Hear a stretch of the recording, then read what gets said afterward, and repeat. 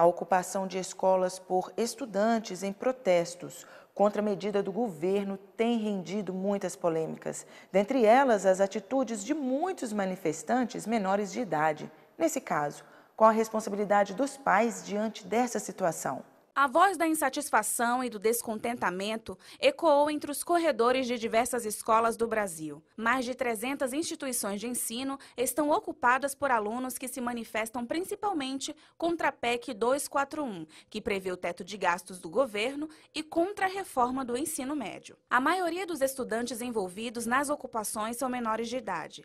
Eles acreditam estar envolvidos em defesa dos valores democráticos e exercendo o direito de se manifestar expresso na própria Constituição Federal. Foi o caso da estudante Andriele Koskoski.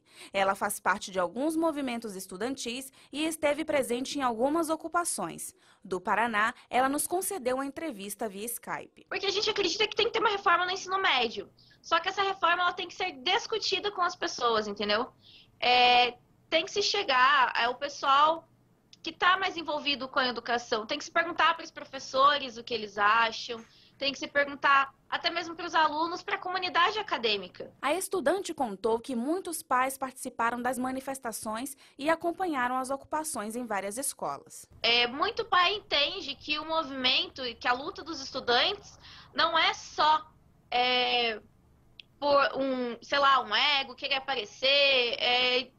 Ele entende que aquilo ali não é só para o filho dele, que tem outras gerações que estão vindo aí e que vão sofrer. Mas os estudantes não estão de brincadeira, eles sabem muito bem o que eles estão fazendo.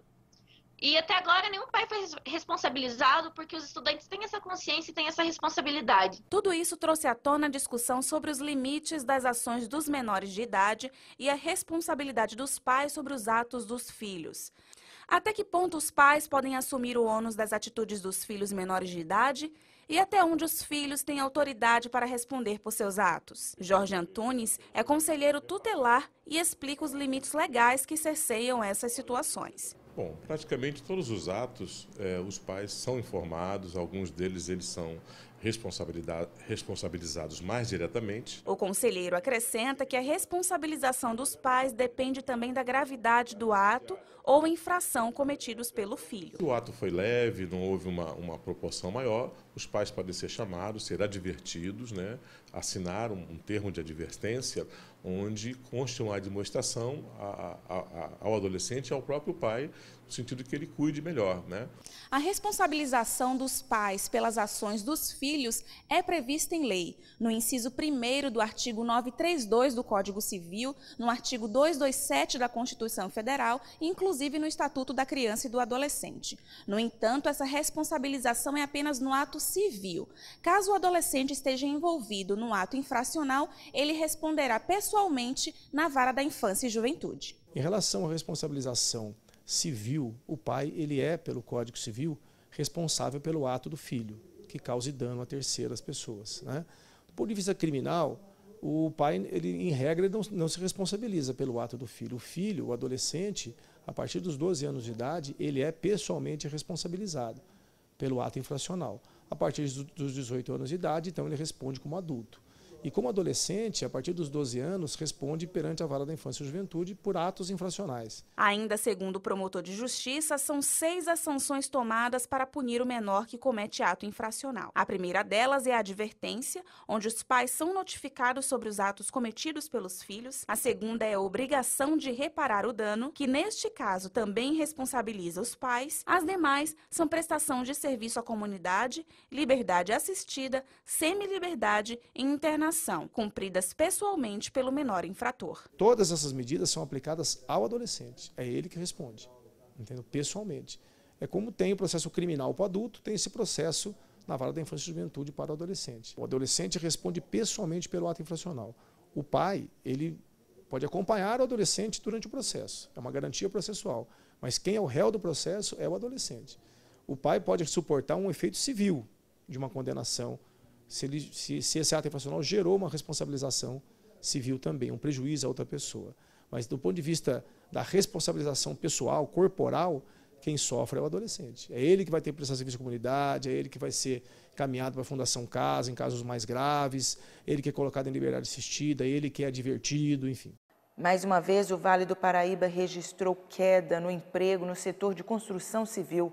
Seguindo a tendência do ano, o mês de setembro foi marcado pela demissão de 439 trabalhadores.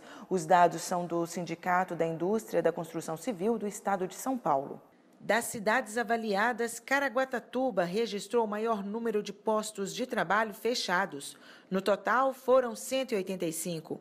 Na sequência, aparecem Taubaté, Pindamonhangaba, São José dos Campos, Campos do Jordão e Jacareí. A região encerrou o mês com 1.469 trabalhadores contratados. A redução é de 11,19% na comparação com o mês de agosto desse ano. No estado de São Paulo, foram fechadas 9.200 vagas. No restante do país, os resultados também são negativos. Apenas em setembro, foram encerrados cerca de 30.800 postos de trabalho. Em 2 anos consecutivos de cortes, foram quase 900.000 demissões no setor de construção civil. E o que acontece fora da nossa região também é destaque aqui. Ok, vamos ao nosso Giro News. Vírus Zika pode ser transmitido pelo sangue. A pesquisa que comprova o dado foi apresentada no encontro anual da Associação Americana de Cientistas Farmacêuticos. Além disso, o estudo mostrou que o vírus pode sim sobreviver em superfícies duras, não porosas, por mais de 8 horas. Índice de preços ao consumidor sofreu uma queda de 0,35% nessa segunda semana de novembro. A redução aconteceu nos setores de transporte, comunicação, alimentação e habitação. As mortes no trânsito atingiram níveis preocupantes no Brasil. Em 10 anos, o número de óbitos em acidentes cresceu 23%, um total de 500.000 pessoas falecidas. Nesse mesmo período, a frota de veículos aumentou 110% a mais que a população. Este é o seu Giro News. Continue com outras informações da nossa região.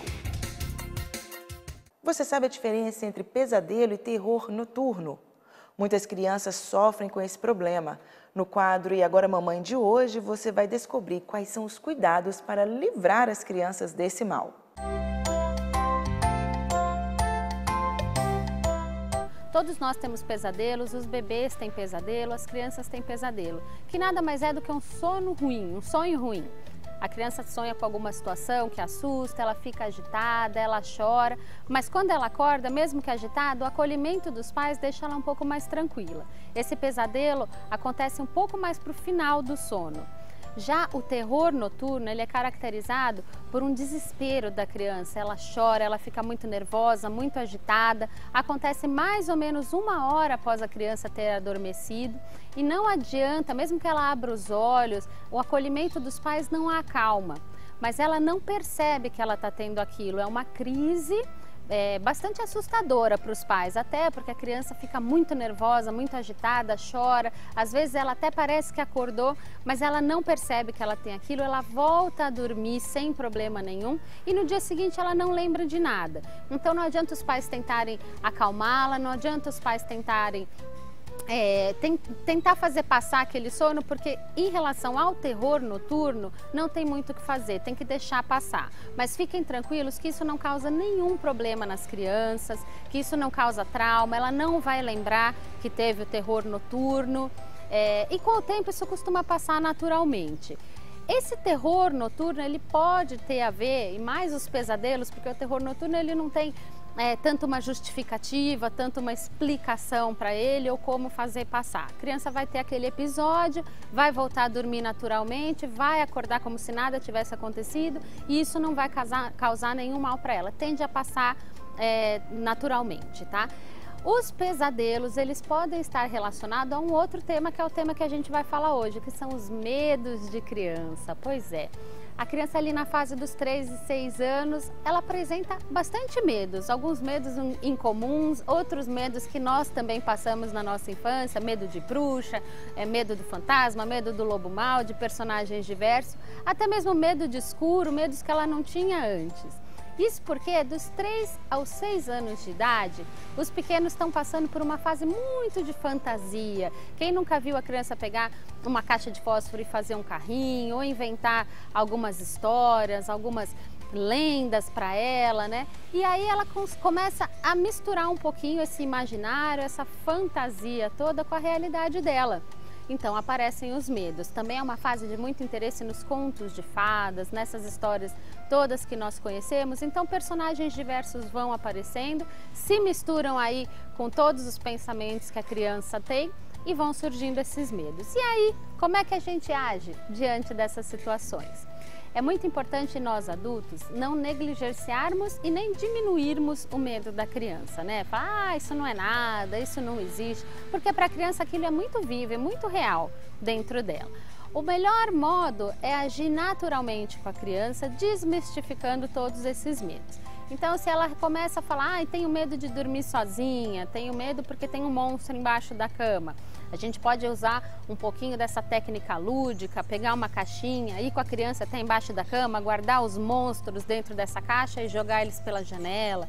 A gente vai trazendo esses medos das crianças mais para uma parte mais de desmistificar, de mostrar que não tem problema, de mostrar que a criança pode vencer aquele medo. As histórias, os livros também normalmente ajudam, porque o bem sempre vence o mal, porque a bruxa sempre vai se dar mal no final. Então a gente vai mostrando para a criança que mesmo nas situações difíceis, mesmo nas situações que ela vai ficar um pouco insegura, para ela continuar firme que vai tudo dar certo.